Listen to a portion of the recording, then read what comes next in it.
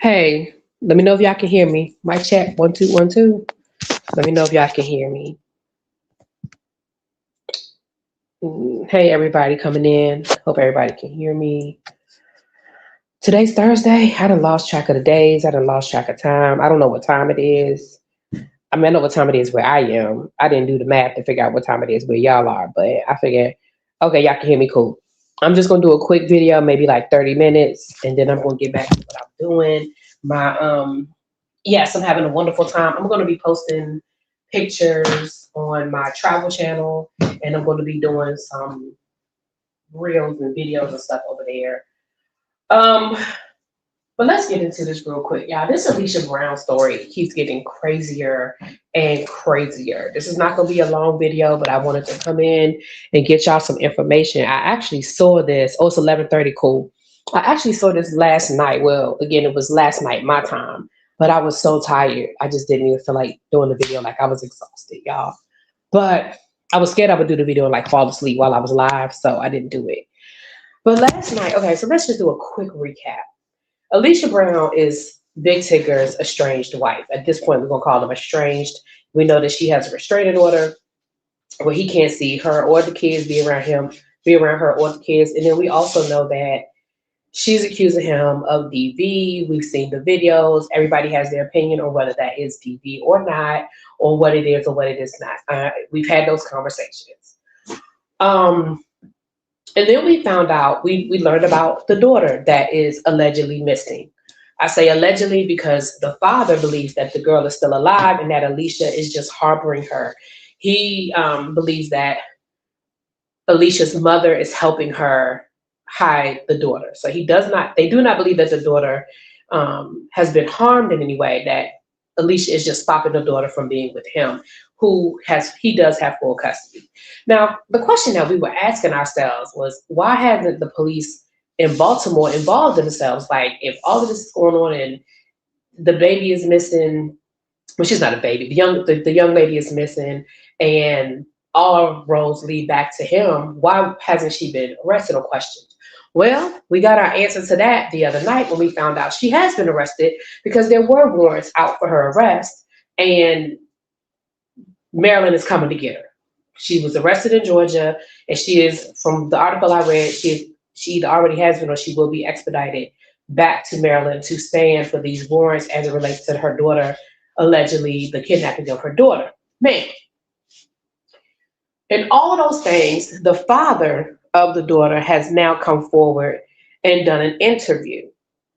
I don't have time to go through, like, y'all know I like to play the interview, let y'all hear it, and then us talk about it. I don't have that kind of luxury. Y'all know I'm on vacation, okay? But in the interview, some of the things that the father said was that they do not believe the child has been harmed. They believe that the mother is just keeping the child away from him. They believe that her mother is actually keeping the child away from him. And, of course, he said that he fought for many years to get custody of his daughter. And it was just coincidental that as soon as he got full custody, that's when the daughter came up missing. He also said that Alicia Brown lied on him multiple times, accused him of DV, and even accused him of essaying her, right? RAPE her. He said he was arrested, but the charges never stuck. But he was arrested multiple times from the accusations that she made against him. And again, everybody can have their own opinion about whether they think that this is domestic violence or it isn't. That's fine. But now we're starting to see, wait a minute, there's a pattern here. Now, when you look at the video,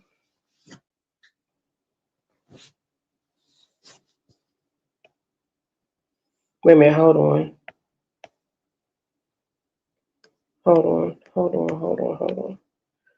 Girl, what's the tea said, so court papers were pulled and read on another channel. The father does not have custody. He's not telling the full story. The child was removed from his home, and that's how she ended up in foster care. Okay, so tell me what channel that was so I can go watch that video, please. Let me know what channel that was read on, so I can go watch that channel, please. So, but now we're starting to see where, okay, because again, we saw the video of him trying to get the phone from her. We saw the video of when she hit her face on the door when they were tussling. And um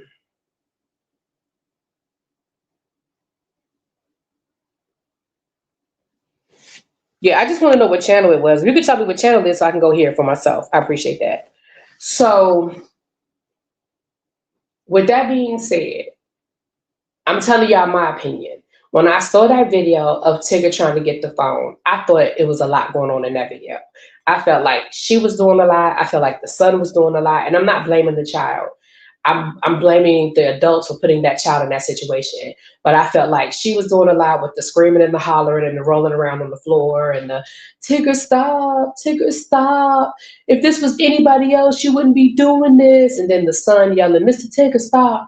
Mr. Tigger, stop. Like it just looked like a lot going on in that video. And I'm not here. I'm no longer going to debate with anybody. Well, I guess I'm no longer, but right now I'm not debating whether it was or it wasn't. You know, I just felt like it was a lot.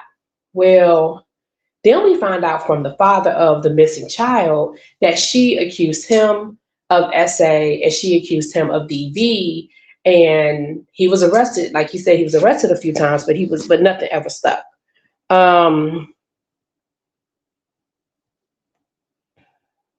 He also said that Tigger knew that people had reached out to Tigger. Tigger would block them on social media. Like Tigger knew about the accusations with the daughter. But because that was one of the questions that people asked too. Well, if he knew or did he know or why would he do it? Blah, blah, blah, blah, blah. Okay. So last night, as I was scrolling and minding my business, I came across a whole nother story. Now, that story, what is this? That story is a woman, and I'm reading this to you guys because y'all know I'm on my tablet. So that story was by a woman by the name of, you can follow her on social media. Her name is Marty Moss. Okay? Martimoss. Oh, and the other thing is, Big Tigger's wife she has the paperwork she filed was in Charlotte, like in North Carolina, but they live in Georgia. So that was interesting. Now, Marty Moss, she posted on her Instagram last night, and I believe the Neighborhood Talk has picked it up now, but it was posted on her Instagram last night. And it said, I'm going to read y'all what it said. It said, please share. I'm looking for a pro bono Delaware attorney or innocence organization to review a case. My name is Martina Moss, and I'm asking for someone to take a fresh look at the case involving my son's father, Raymond Joyner. In 2015, he was arrested after a woman by Alicia Brown accused him of serious crimes at a hotel in Delaware. He has consistently maintained that the events happened differently than described. According to him, they met at a casino, went to a hotel together, and later had a physical altercation after he believed that she was trying to rob him. He says that he left the hotel believing the police would be speaking to him about the incident, only to discover that he was being arrested. He was ultimately convicted and thus now spent approximately 11 years in prison. I understand that he was convicted in court, and I am not asking anyone to ignore the process.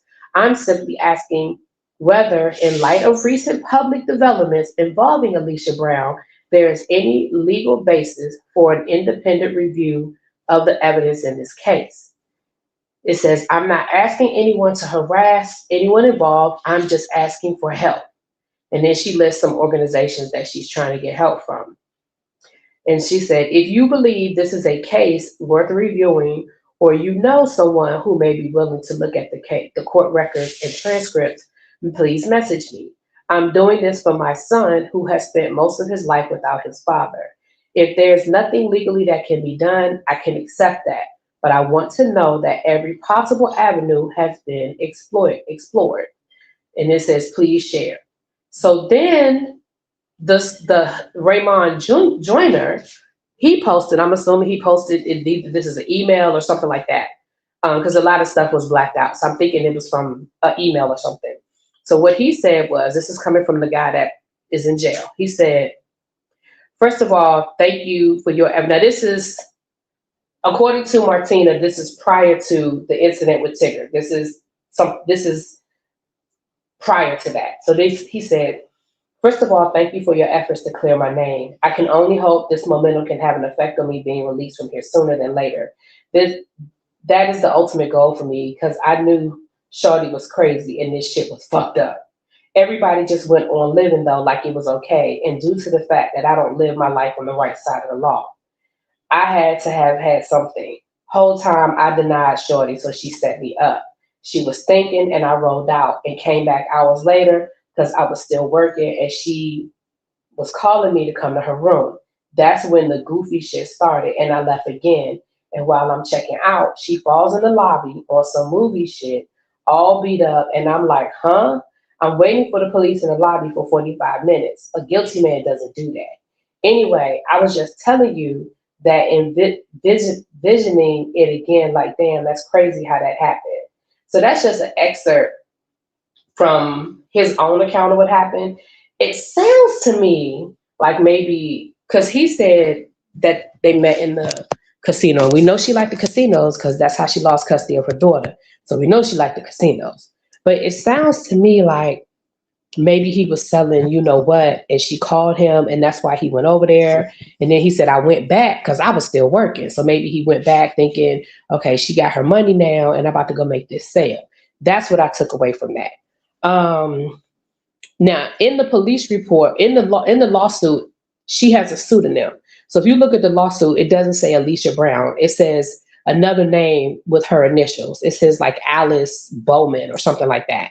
So people were saying it's not the same person, but then when they found out, okay, it's an alias that they use, it is her. It's the same woman.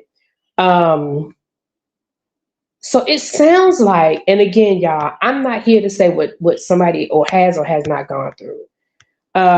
Queen Sheba has a doc. She went live yesterday. Okay, I'll listen to Queen Sheba a little bit later on. Because I know Pam went over some stuff too. Yes, Really B, please go and watch. It's cray how much they were in court. And the father also has a brother who is an ex-offender living in the house where he and the daughter were living. Okay. Jay Nolan had messages from a friend of the son showing he was trying to get all his friends to put out videos saying Big Tigger was abusing his wife. Who is Jay Nolan? I don't know who Jay Nolan is, Andrew. She named another little girl the same name as the missing child. That child is approximately 4 years old. Alicia Brown is Lynn Whitfield's character from A Thin Line. That's what it sounds like. Oh, Jamie. Okay. I'm sorry, y'all. I don't know all these different people. Okay, I'm gonna have to go look at Joe Nolan's. I'll go listen to his video. I'm about to go to the pool, so I can listen to that. Okay. Jamie's husband. Okay. Thank y'all. I have to go listen to that when because like I said, I'm about to get off of here in a few minutes. I just wanted to bring y'all that new information. But I'm gonna go listen to Queen Sheba and I'll go listen to Jay Nolan and hear what y'all are talking about as it relates to that, so I can put all of that into perspective. But let me say this. And I know people were upset with me when I just didn't jump on when that video came out, and I didn't just jump on oh my gosh, look at what he did. He should have just walked away. He didn't have to do that. And I didn't just jump on he beat up, I just didn't. I believe that domestic violence has different shapes and forms. I know that domestic violence doesn't always look like I can see in a movie. I understand that. But something about this situation never really sat right with me, if I'm being honest. And I'm not saying that Tigger is innocent, because it sounds like Tigger knew about this woman's past, yet he continued to marry her, have a baby with her, ignore the things, maybe thinking he was going to be different. But listen, people in love do it all the time. Women do it with men. How many times women be with a man that got all the red flags and they don't leave that man until it happens to them? So people do it all the time. It just never sat right with me. And again, I'm not saying that it looks like it was a dysfunctional relationship. It doesn't look like it's the first time that they've argued. It certainly doesn't look like it's the first time they've gone through all of those things. But something with her just never sat right with me, y'all. I'm just gonna go ahead and just be honest with y'all. But again, I told y'all this wasn't gonna be a long video. This is just gonna be real quick. Yeah, her and Tigger have a child together. Yes, they have a child together. I think the child might only be like 2 years old. Like, it's a baby, it's a toddler.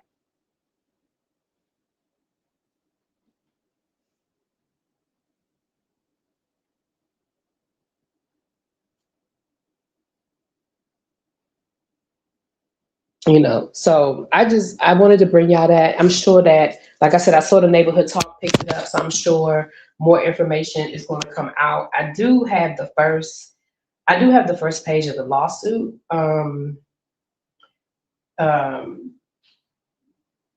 the case, and again, that took place in Delaware. He was convicted on January the 20th, I believe. He was convicted in 2016, I believe. Now, he has appealed it, and his appeal was denied, which isn't, again, it's not, most appeals get denied. So he has appealed, and his appeal was denied. But if new information comes out, I mean, maybe there's something like the Innocence Project can do. And again, it sounds like that this young man, because he wasn't, because he maybe was a drug dealer or doing some other illegal things, that they didn't, the police didn't maybe look too deep into the case. I don't know. That's his story. I haven't read the whole case, so I can't really, until I can get home and really do some research, I don't know. But it sounds bad. It sounds bad that you accused your father, the father of your child, of assault and sexual assault. Then the same thing with this guy, and now with Tigger. And again, it just doesn't sound good.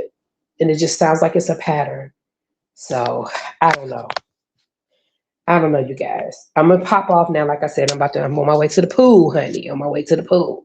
But I just wanted to give y'all that quick rundown. And I'm gonna go listen to Jay Nolan, and I'm gonna go listen to Queen Sheba, and then I'll check back in with you guys. And like I said, if you're not subscribed to my travel channel, get subscribed, because I'm gonna be posting some stuff over there from my trip. I've got plenty of pictures to post, you guys. I'm having a really good time, really, really good time. And I'll talk to y'all later. Peace.